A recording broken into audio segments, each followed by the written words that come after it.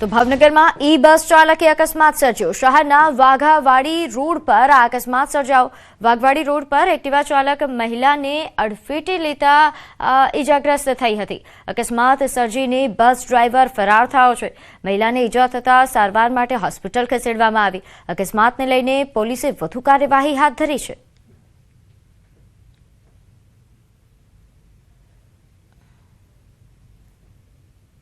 તો વડોદરાના જેતલપુરના India bulls મોલમાં યુવકને માર મારવાનો મામલો સામે આવ્યો છે, જ્યાં યુવકને મારનાર બંને શખ્સોની કોટા પોલીસે અટકાયત કરી છે। પોલીસે કાર્યવાહી કરવાને બદલે માત્ર માફીનામાની સ્ક્રિપ્ટ ભણાવી। પોલીસના કહેવા મુજબ બંને માફી માંગી છે। એક યુવકને ગોંધી રાખી ઢોરમાર મારનાર સામે કડક કાર્યવાહી કરવાને બદલે પોલીસે માફી મંગાવી સંતોષ માન્યો। આરોપીઓ પ્રત્યે પોલીસનું આ નરમ વલણ સામે આવ્યું છે। પોલીસની આ કામગીરી સામે પણ સવાલો ઉઠી રહ્યા છે। તો વધુ વિગત સાથે મારી સાથે સંવાદદાતા હાર્દિક જોડાઈ ગયા છે। હાર્દિક, જે યુવકોએ આ રીતે ઢોર માર માર્યો હતો તેમની પાસેથી ફક્ત માફીનામું મંગાવવામાં આવ્યું? બિલકુલ દીજો, પોલીસને આ ખૂબ જ ગંભીર પ્રકારની બેદરકારી કહી શકાય, કારણ કે આપણે વિડીયોમાં પણ જોયું છે કે કઈ હદે એક યુવકને માર મારવામાં આવી રહ્યો છે, એને ફટકા મારવામાં આવી રહ્યા છે અને લાફા ઝીકવામાં આવી રહ્યા છે। ત્યારે પોલીસે હવે એવું આગળ કારણ ધર્યું છે કે જે પરિવારના સભ્યો છે અને પીડિત યુવક છે તે ફરિયાદ આપવા માટે તૈયાર નથી। ખૂબ જ ગંભીર બાબત કહેવાય, કારણ કે જ્યારે આ પ્રકારનો ગુનો બનતો હોય ત્યારે અમુક કિસ્સામાં આપણે ખુદ જોયું છે કે પોલીસ ખુદ ફરિયાદી બનતી હોય છે અને ત્યારબાદ જે ગુનેગારો હોય છે તેમની સામે કાર્યવાહી કરતી હોય છે। અહીંયા બીજું એ પણ જોઈ શકાય છે કે યુવકો જે રીતે માફી માંગી રહ્યા છે એ જોતા એવું લાગી રહ્યું છે કે પોલીસ દ્વારા તેમને એક રટ્ટો બનાવવામાં આવ્યો છે, એટલે કે કાયદાના પાઠ ભણાવવાને બદલે સ્ક્રિપ્ટના પાઠ બનાવ્યા છે અને પોલીસે જે રીતે શીખ્યું એ રીતે યુવકો જે છે તે માફી માંગી રહ્યા છે। એટલે ચોક્કસથી વડોદરા શહેર પોલીસની જે કામગીરી જે છે તેની સામે સવાલો ઉભા થઈ રહ્યા છે અને જો આ રીતે ગુનેગારોને પોલીસ માફી મંગાવીને છોડી દેશે તો તેની સમાજ પર કયા પ્રકારની અસર થશે અને જે બેફામ બનેલા તત્વો છે તેમને શું મેસેજ મળશે તેનો અંદાજો લગાવી શકાય તેમ છે। બિલકુલ હાર્દિક, આભાર માહિતી આપવા બદલ। તો હાલ જે તે સંવાદદાતાએ જણાવ્યું કે આ પોલીસની કાર્યવાહીથી ઘણા સવાલ ઉઠી રહ્યા છે। આપને આ ઘટનાનો એક ઓડિયો પણ સંભળાવીએ। નાની મોટી બાબતે મિસઅન્ડરસ્ટેન્ડિંગ થતા તો હાથ મારીને અમારા વચ્ચે અંદર ઝઘડો થઈ ગયો। એના પછી પોલીસ દ્વારા અમારા પર કાર્યવાહી કરવામાં આવી।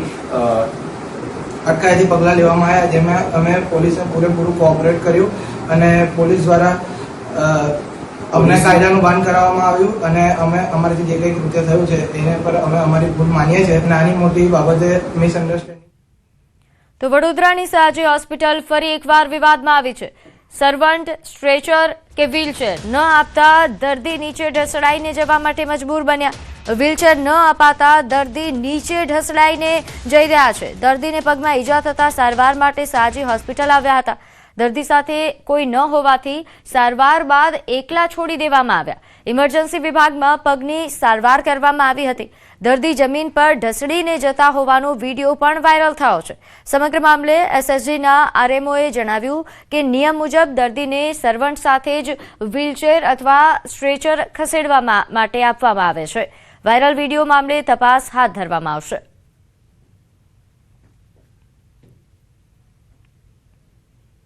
બધા દર્દીઓને અને જેને પણ આવી સુવિધાની જરૂર હોય તેને સ્ટ્રેચર અથવા વ્હીલચેર આપીએ જ છીએ અને એના માટે અમારા જે બી ટ્રીટિંગ ડૉક્ટર્સ અને ટ્રીટિંગ જે બી એના પેરામેડિકલ સ્ટાફ હોય, નર્સિસ હોય એનું ધ્યાન રાખતા જ હોય છે અને એ પ્રમાણે દર્દીને સર્વન્ટ સાથે જ વ્હીલચેર અથવા સ્ટ્રેચરમાં મોકલાય છે।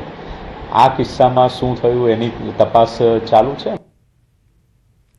જો તમે વોટ્સએપ પર મેસેજની ચકાસણી કર્યા વગર મેસેજ ફોરવર્ડ કરો છો તો સાવધ થઈ જજો। સુરતના કાપોદ્રા વિસ્તારમાં બાળક ચોરી જવાની અફવાનો મામલો સામે આવ્યો, જેમાં મેસેજ વાયરલ કરનાર મહિલા અને તેના પરિવારે જાહેરમાં માફી માંગી છે। મહિલાએ મેસેજની ચકાસણી કર્યા વગર જ મેસેજ ફોરવર્ડ કર્યો હતો। ડીસીપી આલોક કુમારે આ સમગ્ર મામલે સત્તાવાર માહિતી આપી છે અને સોશિયલ મીડિયા પર આવા મેસેજ વાયરલ ન કરવા માટે અપીલ પણ કરી છે। આ અફવા ફેલાવનારા તત્વો સામે કડક કાયદેસરની કાર્યવાહી કરવામાં આવશે। पुलिस की टीम वहां पे पर्सनली जाके वहां पे निवेदन लेके और तपास करके आई है और वहां से ऐसा कोई भी इंसिडेंट रिपोर्ट नहीं हुआ है। जो भी वीडियो या मैसेज जो भी सर्कुलेट किए जा रहे हैं ये दूसरे जगह के हैं और ये फॉल्स है। अलंकार रेसिडेंसी है कापोद्रा विस्तार में, वहां पे किसी व्हाट्सएप मैसेज के थ्रू ये वहां पे किसी महिला के पास आया और उस महिला ने बिना ही इंफॉर्मेशन को वेरीफाई किए हुए उनके व्हाट्सएप ग्रुप जो सोशल मीडिया ग्रुप है उसमें उन्होंने पोस्ट किया। वहां से ये जो रेसिडेंसी का जो ग्रुप है, सोसाइटी का जो ग्रुप है, वहां से अलग अलग सूरत के अलग अलग सोसाइटीज में ये मैसेज गया और ये वायरल मैसेज की तरफ फैल रहा है। જે બાળકોને ઉઠાવી જવાનો ઓડિયો વાયરલ થયેલો છે, જે ઓડિયો અમારે અલંકારની નારી ગ્રુપમાં આવેલો છે, તો એ સાંભળી અને મનીષાબેન અમારા જે ઉપર રહી છે એ મનીષાબેનથી ભૂલથી એને સાંભળ્યું અને એને ખરાઈ કર્યા વગર એને બીજે ફોરવર્ડ કરી દીધો છે।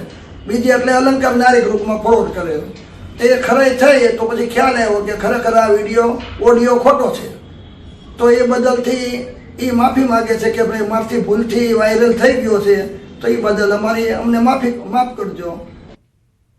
તો અમદાવાદમાં વધતી છેતરપિંડીની ઘટનાઓ। પોર્ટર કંપનીમાં વાહન ભાડે મૂકીને ઊંચા ભાડાની લાલચ આપીને છેતરપિંડી કરતા ગઠિયાની સરખેજ પોલીસે ધરપકડ કરી।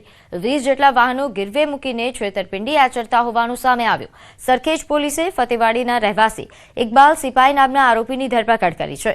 ઓટોમોબાઈલનું કામ કરતા આરોપીએ રૂપિયા કમાવવા માટે શોર્ટકટ કિમિયો શોધી કાઢ્યો।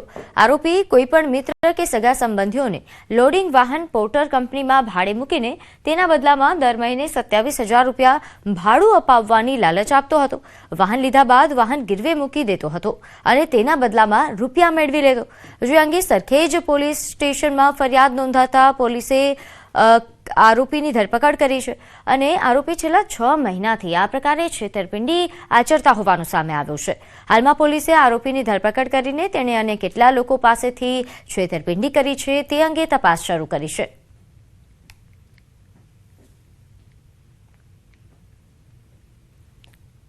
ગઈકાલે સરખેજ પોસ્ટે ખાતે ઇકબાલભાઈ રહીમભાઈ સિપાઈ કે જે વેજલપુરમાં ફતેવાડી એરિયામાં રહે છે, કે જે ઓટો કન્સલ્ટન્ટનું એક કામ કરતા હતા, તેમની કાલે એક વાહનોની છેતરપિંડીના ગુનામાં ધરપકડ કરવામાં આવી છે। તેની એમો એવી હતી કે તે આ વાહન ચાલક જે હોય તેના માલિકો હોય, જે મોટાભાગે પિકઅપ ડાલા તથા આઈસર ગાડીઓ હતી, તેના માલિકોને પોતે પોર્ટર કંપનીનો કોન્ટ્રાક્ટ ધરાવે છે અને તેમાં પોતાની ગાડીઓ ભાડે આપશે ને તે લોકોને મંથલી 27,000 રૂપિયા ભાડું ચૂકવશે। તે વિગતેની લાલચ આપીને તેઓની ગાડીઓ બધી પોતે કબજે લીધેલ। બાદમાં તેઓને સ્ટાર્ટિંગમાં એકાદ વખત ભાડું ચૂકવેલ, બાદમાં ભાડું પણ ચૂકવતા નહોતા તથા તે લોકો કોન્ટેક્ટ કરતા હતા તેનો ફોન પણ ઉપાડતા નહોતા અને પછી તપાસમાં જાણવા મળેલ કે સદરુ પિકઅપ ડાલા અને આઈસર ગાડીઓ તેમના ઇકબાલભાઈ દ્વારા અલગ અલગ જગ્યાએ લગભગ ધાંગધ્રા પાટડી વિસ્તારમાં અલગ અલગ જગ્યાએ ગીરો મૂકીને પોતાના ઘરે પોતાને માતા તથા પિતા બીમાર છે તેવું વાહનો કાઢીને અલગ અલગ જગ્યાએ સદરુ વાહનો ગીરો મૂકેલા।